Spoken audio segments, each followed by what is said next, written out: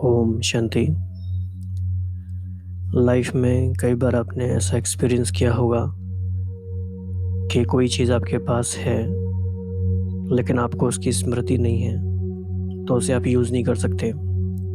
हो सकता है वही चीज़ आप दूसरों से मांगते भी रहें या आप ढूंढते भी रहें, लेकिन क्योंकि स्मृति नहीं है कि वो हमारी है, तो हम उसे प्रयोग में ला नहीं सकते।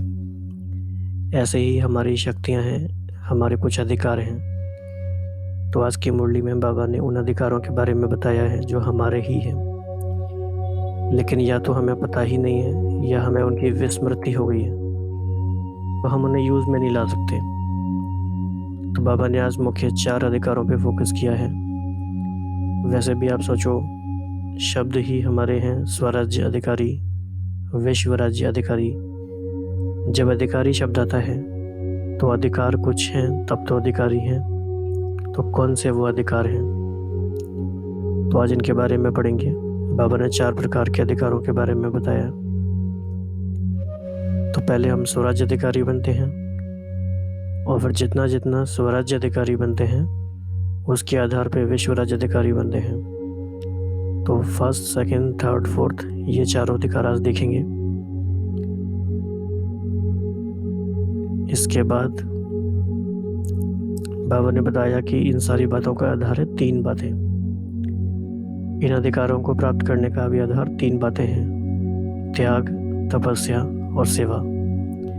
फिर बाबा ने एक एक करके बताया है कि त्याग किस बात का, और तपस्या क्या है, और सच्ची सेवा किसे कहते हैं, और इन तीनों बातों का आपस में क्या कनेक्शन है, और ये शिक्षा इतनी महत्वपूर्ण क्यों है।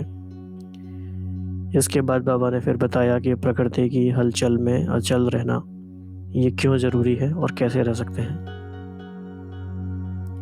इसके बाद आज बाबा कुछ नेताओं से भी मिल रहे हैं, शायद गवर्नर भी हैं राजस्थान के, वही उनसे भी मिल रहे हैं। तो बाबा बता रहे हैं कि राज्य सत्ता और धर्म सत्ता का किस तरह का इक्वेशन भारत में रहने वाला है। और ये बहुत ही इम्पोर्टेंट बात है जानने की कि आने वाले समय में भारत का रोल पूरे विश्व में क्या होगा। उसकी भूमिका भी से बनने भी लगी है। भारत धीरे धीरे विश्व परिदृश्य पर उभरने लगा है। तो we should be mindful of all these things which are taking place. इसके बाद बाबा ने गुजरात के मुख्यमंत्री माधव सिंह सोलंकी जी से मुलाकात की है,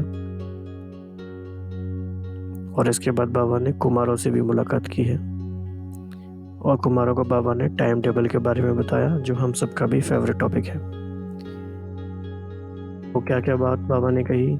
अधिकारों को याद करो, कौन कौन से अधिकार आपको मिले हैं, त्याग किस बात का करना है, तपस्या क्या है, सच्ची सेवा क्या है, हलचल में अचल कैसे रहना है, और अपना टाइम टेबल बनाना है। तो इन सारी बातों को आज एक एक करके देखेंगे। तो 4 अधिकार कौन से मिले। पहला है पूजनीय आत्मा बने। बाबा का बनने का रिजल्ट क्या है। पहला, पूजनीय आत्मा बने। दूसरा है ज्ञान के खजानों के मालिक बने। ये बहुत बड़ी बात है। बाबा ने ज्ञान को रोशनी कहा है, लाइट कहा।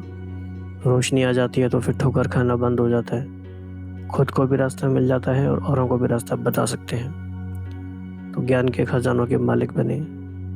फिर है सर्व शक्तियों के प्राप्ति के अधिकारी बने। तो अगर सारा ज्ञान प्राप्त हो जाए, सारी शक्तियाँ प्राप्त हो जाएं, तो उसका रिजल्ट क्या होता है। सर्व कर्मेंद्रियों जीत स्वराज्य अधिकारी बने, ये बन जाते हैं, और फिर पूजनीय आत्मा बन जाते हैं। तो 4 बातों पे फोकस है।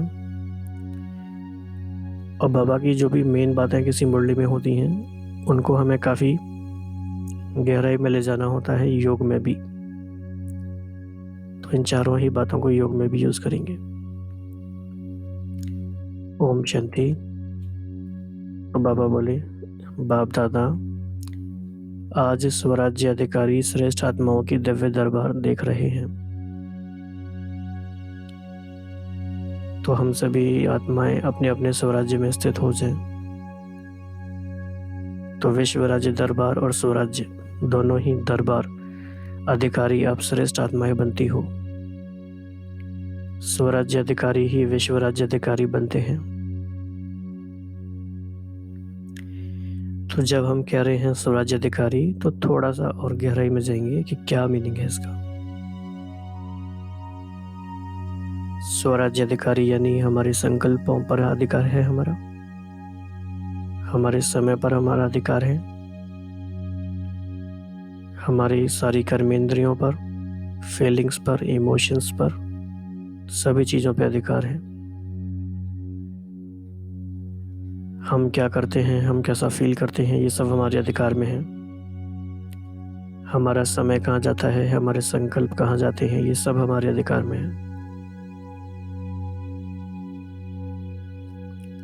तो इसी स्थिति में स्थित होने का प्रयास करेंगे। तो यह डबल नशा सदा रहता है, बाप का बनना अर्थात आने का अधिकार प्राप्त करना। कितने प्रकार के अधिकार प्राप्त किए हैं जानते हो? तो अधिकार माला को याद करो। तो हमारे लिए एक तरह से ये होमवर्क भी हो गया, स्पिरिचुअल एक्टिविटी भी हो गई। तो ये हम, अगर आप टीचर हैं, सेंटर संभालते हैं कहीं, तो आप ये क्लास में करा भी सकते हैं कौन कौन से अधिकार हमें मिले हैं। तो पहला अधिकार है परमात्मा बच्चे बने, अर्थात सर्वश्रेष्ठ माननीय पूजनीय आत्मा बनने का अधिकार पाया। बाप के बच्चे बनने के सिवाय पूजनीय आत्मा बनने का अधिकार प्राप्त हो नहीं सकता। तो ये लाइन भी इम्पोर्टेंट है, पूजनीय आत्मा बनने का और कोई उपाय नहीं है। तो पहला अधिकार है पूजनीय आत्मा बने।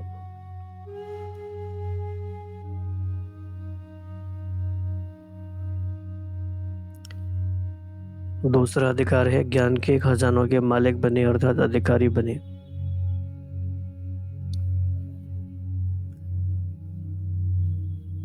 तो इस बात की भी गहराई में जाना है कि ज्ञान के खजानों के मालिक बनने से क्या क्या हुआ है, कितनी स्पष्टता आई है। बाबा कहते हैं नॉलेजफुल है माना त्रिकालदर्शी हैं, तीनों कालों को देख के कर्म करने वाले हैं, और त्रिकालदर्शी हैं तो सफलता स्वरूप है ही। और तीसरा अधिकार है सर्व शक्तियों के प्राप्ति के अधिकारी बने। ये बहुत प्रैक्टिकल क्वेश्चन है, कौन कौन सी शक्तियां हैं और पूरे दिन में कहाँ कहाँ पे कैसे यूज कर रहे हैं। ये सिर्फ एक बिलीफ सिस्टम की बात ना रह जाए कि हाँ हमने सुना है और हमें मिली हैं शक्तियाँ, लेकिन दिन भर में कौन कौन सी शक्ति कहाँ यूज हो रही है। और चौथा अधिकार है सर्व कर्मेंद्रियों जीत स्वराज्य अधिकारी बने। तो इन सर्व अधिकारों द्वारा माया जीत, सो जगत जीत, विश्व राज्य अधिकारी बनते हैं। तो चारों अधिकारों से क्या फायदा है, ये तीन बातें होती हैं। तो अपने इन सर्व अधिकारों को सदा स्मृति में रखते हुए समर्थ आत्मा बन जाते। तो क्या विधि है, सारे अधिकारों को स्मृति में रखेंगे तो समर्थात्मा बनेंगे, स्मृति में नहीं रखेंगे और सिर्फ सुना हुआ है तो ज्ञान समर्थात्मा नहीं बनेंगे। तो समर्थ बने होना, स्वराज्य व विश्व का राज्य प्राप्त करने के लिए विशेष तीन बातों की धारणा द्वारा ही सफलता प्राप्त की है। कोई भी श्रेष्ठ कार्य की सफलता का आधार त्याग, तपस्या और सेवा है।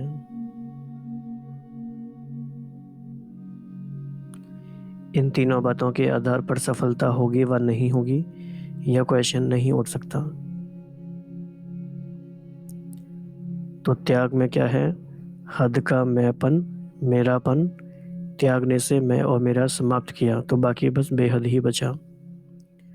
और तपस्या में क्या है, सदा एक परमात्मा स्मृति, सदा एक रस स्थिति के कमल पुष्प आसन पर स्थित। और सेवा, अपनेपन का त्याग किया तो एक की लगन में मगन तपस्वी बने तो स्वतः ही सच्चे सेवाधारी बन गए। तो ये तीन बातें हैं, और जहाँ तीनों बातों की धारणा है वहाँ सेकंड में सफलता है ही, हुई पड़ी है। तो त्याग किस बात का, सिर्फ एक बात का त्याग, सर्व त्याग सहज और सदा कराता है। वह एक त्याग है, देह भान का त्याग। हद के मैंपन का त्याग सहज करा देता है।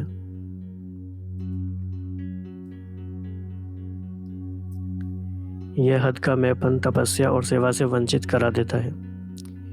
जहाँ हद का मैंपन है वहाँ त्याग, तपस्या और सेवा हो नहीं सकती। तो हद का मैंपन, मेरापन, इस एक बात का त्याग चाहिए। मैं और मेरा समाप्त हो गया तो बाकी क्या रहा? बेहद का। तो मैं शुद्ध आत्मा हूँ और मेरा तो एक बाप, दूसरा न कोई। मेरा तो एक बाप। तो जहाँ बेहद का बाप सर्वशक्तिवान है वहाँ सफलता सदा साथ है। इसी त्याग द्वारा तपस्या भी सिद्ध हो गई ना।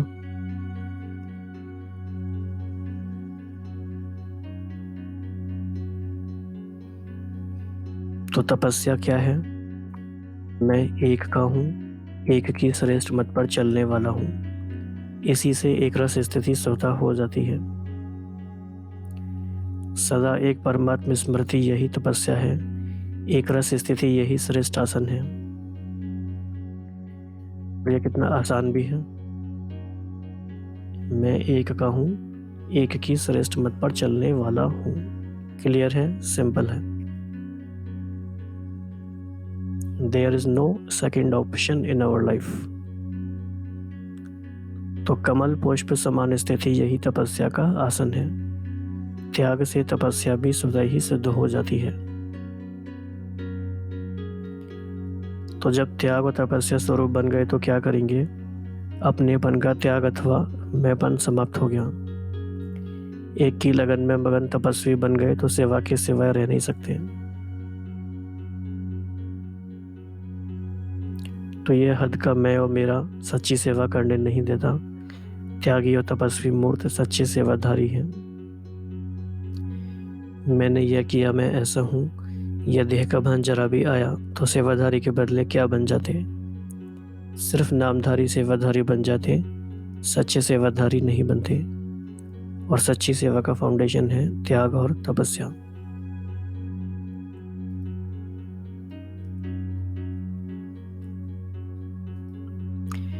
ऐसे त्यागी तपस्वी सेवाधारी सदा सफलता स्वरूप है। विजय सफलता उनके गले की माला बन जाती है, जन्म सिद्ध अधिकारी बन जाता। तो बाप दादा विश्व के सर्व बच्चों को यही श्रेष्ठ शिक्षा देते हैं कि त्यागी बनो, तपस्वी बनो, सच्चे सेवाधारी बनो। वो आज के पूरे दिन के लिए ये 3 बातें भी हम मन में रखेंगे कि मैं आत्मा त्यागी, तपस्वी और सच्ची सेवाधारी आत्मा हूँ। और इन तीनों बातों की डेप्थ में हम जाएंगे। तो ये हमारी स्वमान भी है, हमारी धारणा भी है, हमारा स्वरूप भी है। फिर थोड़ा टॉपिक चेंज हुआ। आंधी तूफान आया तो बाबा ने कहा आज का संसार मृत्यु के भय का संसार है। इसलिए आपने देखा होगा मृत्यु लोक भी कहा जाता है पृथ्वी को। लेकिन प्रकृति के हलचल में आप तो अचल होना। तमोगुणी प्रकृति का काम है हलचल करना और आप अचल आत्माओं का कार्य है प्रकृति को भी परिवर्तन करना। नथिंग न्यू, यह सब तो होना ही है। हलचल में ही तो अचल बनेंगे। तो ये बहुत ही अच्छा पैराग्राफ है, ये बिल्कुल आपको अच्छे से पता रहना चाहिए। वैसे भी प्रकृति के खेल हो ही रहे हैं और होते रहेंगे, बढ़ते रहेंगे। तो ये भी स्वमान आप डायरी में नोट कर लीजिए। मैं प्रकृति की हलचल में अचल आत्मा हूँ और इस स्थिति को, इस स्वमान को जितना बढ़ाते जाएंगे उतना समय पर यह काम आएगा। मैं प्रकृति की हलचल में अचल आत्मा हूँ।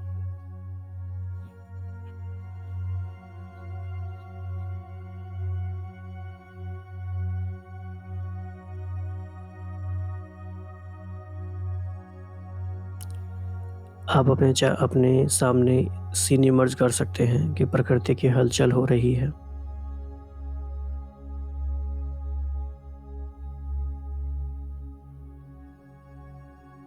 कहीं बाढ़ है, कहीं तूफान है, कहीं भूकंप है, कहीं ज्वालामुखी है।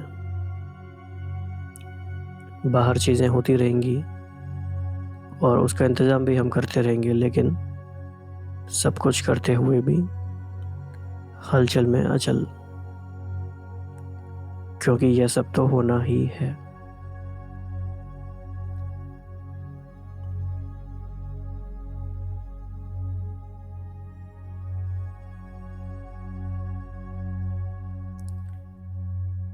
तो स्वराज्य अधिकारी दरबार निवासी श्रेष्ठ आत्माओं ने समझा, यह भी राज्य दरबार है ना, राजयोगी अर्थात स्व के राज्य। तो राजयोगी दरबार अर्थात स्वराज्य दरबार, आप सभी भी राजनेता बन गए ना। वह हैं देश के राजनेता और आप हो स्वराज्य नेता। तो ये भी अच्छी बात है। तो क्या मीनिंग है नेता का? नेता अर्थात नीति प्रमाण चलने वाले। ये बहुत अच्छी लाइन है। और जब भी सेवा में किसी ऐसे व्यक्ति से मिलते हैं तो उनको भी अच्छा लगेगा बताएंगे तो आप धर्म नीति स्वराज्य नीति प्रमाण चलने वाले स्वराज्य नेता हो। यथार्थ श्रेष्ठ नीति अर्थात श्रीमत, श्रीमत ही यथार्थ नीति है।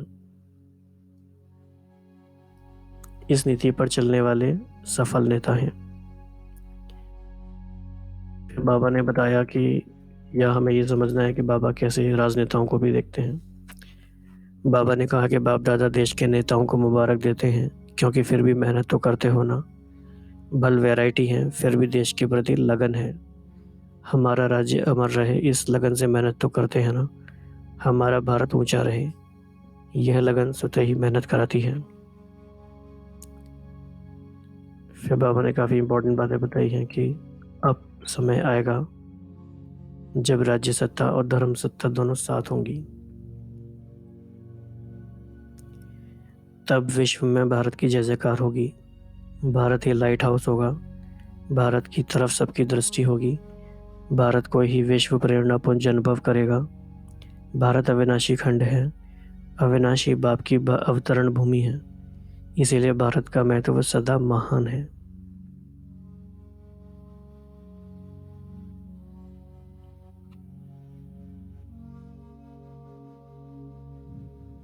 तो ये आने वाले भारत की तस्वीर है। तो सभी अपने स्वीट होम में पहुंच गए। बाप दादा सभी बच्चों को आने की बधाई दे रहे हैं। भले पधारे बाप के घर के श्रृंगार, भले पधारे। अच्छा, सभी सफलता के सितारों को, सदा एक रस स्थिति के आसन पर स्थित रहने वाले तपस्वी बच्चों को, सदा एक परमात्मा श्रेष्ठ याद में रहने वाली महान आत्माओं को, श्रेष्ठ भावना श्रेष्ठ कामना करने वाले विश्व कल्याणकारी सेवाधारी बच्चों को बाप दादा का याद प्यार और नमस्ते। हम सभी बच्चों का हमें सर्वाधिकार प्राप्त कराने वाले बाप दादा को बहुत बहुत धन्यवाद और नमस्ते। फिर गुजरात राज्य के मुख्यमंत्री भ्राता माधव सिंह सोलंकी से बाप दादा की मुलाकात। तो इसमें हमें ये बाबा से सीखना है कि जब हम डिफरेंट तरीके के लोगों से मिलते हैं तो उनसे हमें कैसे बात करनी है। बाबा ने कहा, आपके घर में व अपने घर में भले आए। बाप जानते हैं कि सेवा में लगन अच्छी है, कोटों में कोई ऐसे सेवाधारी हैं, इसीलिए सेवा की मेहनत की आंतरिक खुशी प्रत्यक्ष फल के रूप में सदा मिलती रहेगी और ये मेहनत सफलता का आधार है। अगर सभी निमित्त सेवाधारी मेहनत को अपनाएं तो भारत का राज्य सदा ही सफलता को पाता रहेगा। सफलता तो मिलनी ही है,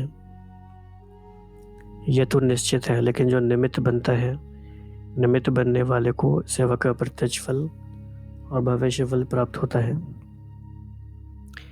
तो सेवा के निमित्त हो, निमित्त भाव रख सदा सेवा में आगे बढ़ते चलो। जहाँ निमित्त भाव है, मैं बन का भाव नहीं, वहाँ सदा उन्नति को पाते रहेंगे। तो क्या होता है इससे? यह निमित्त भाव शुभ भावना शुभ कामना स्वतः जागृत करता है।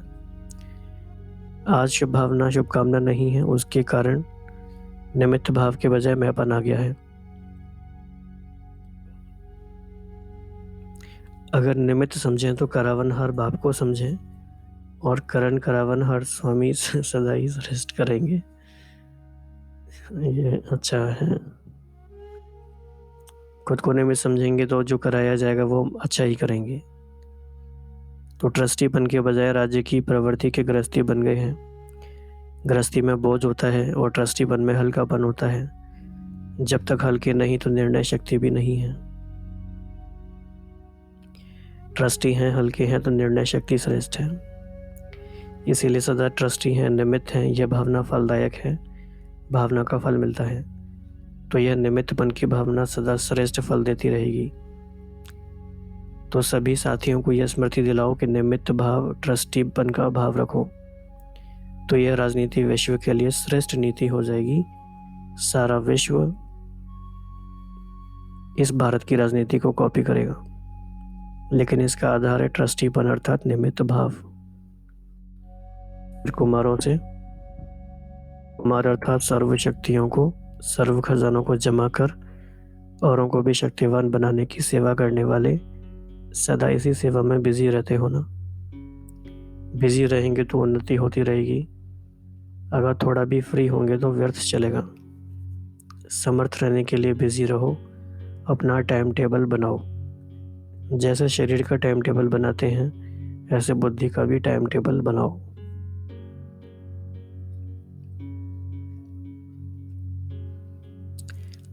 तो कई भाई बहन इसमें ये पूछते हैं कि ये टाइम टेबल हम कैसे बनाएं। तो इसमें कुछ बेसिक बातें सभी के लिए कॉमन हो सकती हैं, लेकिन काफ़ी बातें जो होंगी वो हर एक को अपनी खुद ही डिसाइड करनी होती हैं, क्योंकि हम सबकी दिनचर्या अलग अलग होती है। कुछ किसी का किसी तरह का कार्य है, किसी का कुछ और जिम्मेदारियां हैं। तो बुद्धि से बिजी रहने का प्लान बनाओ, तो बिजी रहने से सदा उन्नति को पाते रहेंगे। आजकल के समय प्रमाण कुमार जीवन में श्रेष्ठ बनना बहुत बड़ा भाग्य है। हम श्रेष्ठ भाग्यवान आत्मा हैं, यही सदा सोचो। यादों सेवा का सदा बैलेंस रहे। बैलेंस रखने वालों को सदा ब्लेसिंग मिलती रहेगी। अच्छा, तो ये 4-5 बातें हैं जिन पे बार बार फोकस करना है आज। तो जब भी हम मुरली सुनते हैं तो एक तो मुरली सुनते समय भी हम योग युक्त रहें, और दूसरा मुरली इस तरीके से सुने कि अब हमें क्या करना है पूरे दिन में, और हमें अपने योग में क्या क्या चेंजेस लेकर आने हैं इस मुरली को सुनने के बाद, या क्या नवीनता लेकर आनी है, वो हमारा फोकस होना चाहिए। क्योंकि अगर हमें टोटल 1100 व्यक्त मुरलियाँ पढ़नी है, इट मीन्स 1100 तरीके हमारे पास हैं योग करने के। 1100 प्रकार से हम नवीनता ला सकते हैं। तो हर दिन के योग में नवीनता, हर दिन के चिंतन में नवीनता, हर दिन के चलने के तरीके में नवीनता, वो हमें ये अवसर मिला है। और बाबा का आज एक बार हम फिर धन्यवाद देते हैं कि संगम योग में बाबा ने हमें एक और दिन दिया कि हम इस बची हुई पढ़ाई को भी कंप्लीट कर सकें और अपनी स्थिति को बना सकें और जीवन मुक्त अवस्था का अनुभव यहाँ ही कर सकें। तो इन बातों पे विचार करते हुए इसको कंप्लीट करेंगे और अपना टाइम टेबल बनाएंगे मन ही मन में पूरा। ओम शांति।